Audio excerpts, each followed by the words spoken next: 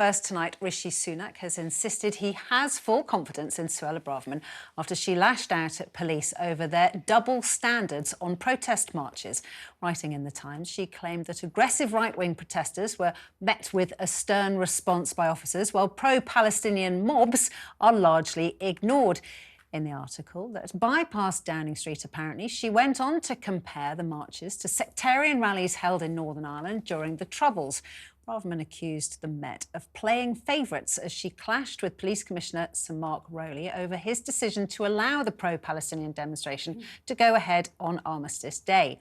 Her stance has ruffled feathers of Tory moderates, many of whom also took issue with her describing homelessness as a lifestyle choice earlier this week.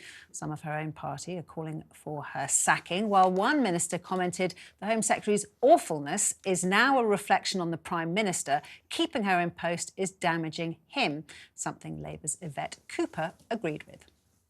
She is deliberately inflaming community tensions in the most dangerous of ways. She is encouraging extremists on all sides, attacking the police when she should be backing them. It is highly irresponsible and dangerous, and no other Home Secretary would ever have done this. Either the Prime Minister has endorsed this or he's too weak to sack her. And if he can't get rid of her, get a grip of her conduct, it means he's given up on serious government, and he and the Home Secretary should both let someone else do the job.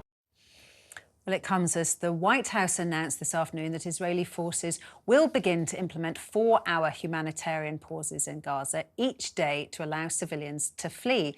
Tel Aviv has committed to announcing each window at least 3 hours in advance. Going back to the story of Suella Braverman and Rishi Sunak and the article and who said what and whether Downing Street knew about it or not, I've enjoyed that sort of gossipy side of Westminster today, but actually it's not the point, you know. And I mean, on that issue, I think it's clear that she disregarded what Downing Street wanted, which in itself should be a sackable offence, some would argue. I do actually really, though, agree with Yvette Cooper. I think what Suella Braverman has done is so irresponsible. This march, personally, I don't think it should be banned, because you shouldn't ban something just because you find it unpalatable and just because you don't approve of it.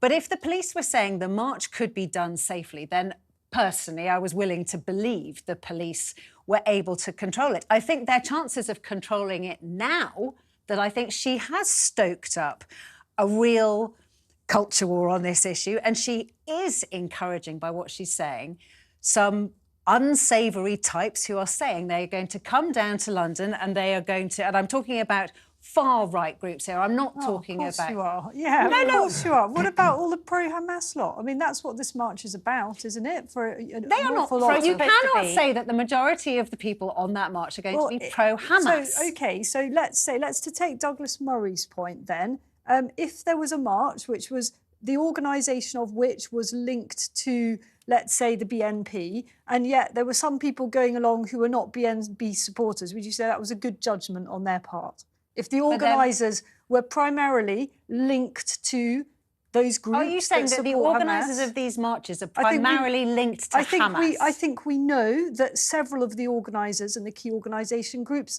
are linked. We know that. We've seen that. We don't know that the primary organisers, the official organisers... Who are they? The pro-Palestinian movements that have been all over the telly talking about... There are quite clear links between the ringleaders of this... Which ones? ...and the pro-Hamas movement. We know that, and we know that this whole event is going to attract an awful lot of very, very unsavoury behaviour. I find it extraordinary that there is so much fuss about Suella Braverman's article. What about it is so offensive to people? So you do want the march to be banned? Oh, 100%. I think it is quite demonstrably going to cause massive problems. Well, it is now.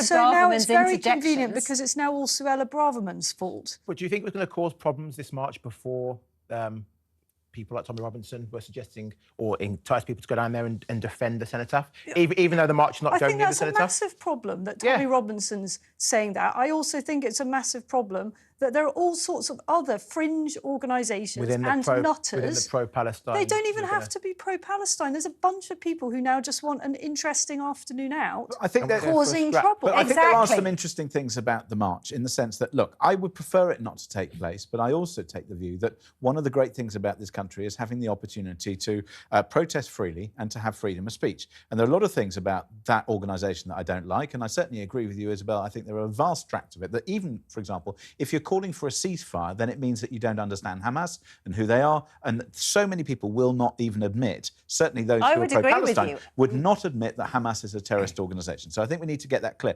But also, if you look at what police are saying, and I think that we should listen to people who have either been in the police and have left because they're fed up, they talk about operational independence from political control.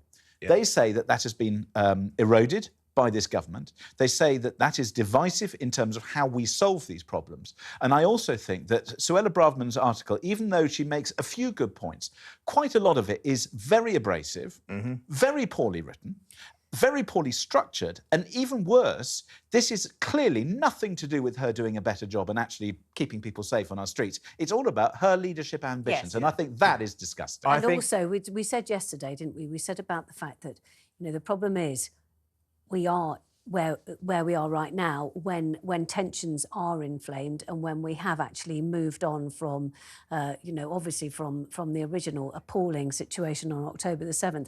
And we kept on saying we have to be careful with words. We have to be really careful not to actually make things worse. We were talking about the difference between a ceasefire and a pause and saying we have to actually be a bit more careful and not just kind of go off going, you know, we need this or we demand that or this is rubbish or they're not doing the thing or anything else. What about Braverman? But I'm just, well, don't you think that this feels like, I mean, this feels like a government that has, I mean, there will be many people who are agreeing with what Harriet Holman said, that it feels like Rishi Sunak's lost control and that Suella Braverman is coming in and actually she's eyeing up being leader of the opposition. I'll say quickly, I spoke to two senior MPs today from the Tory party. They seem to think that Braverman is not out of control. Sunak needs her as a blunt instrument, and Lee Anderson, because he's meek and mild. They are speaking to a part of the country who Sunak can never win over. So actually, she's doing exactly what Sunak is. So she's the attack dog. Yeah, but arguably she can't be fired because then it exposes him even more. So and also it's better to have him in place.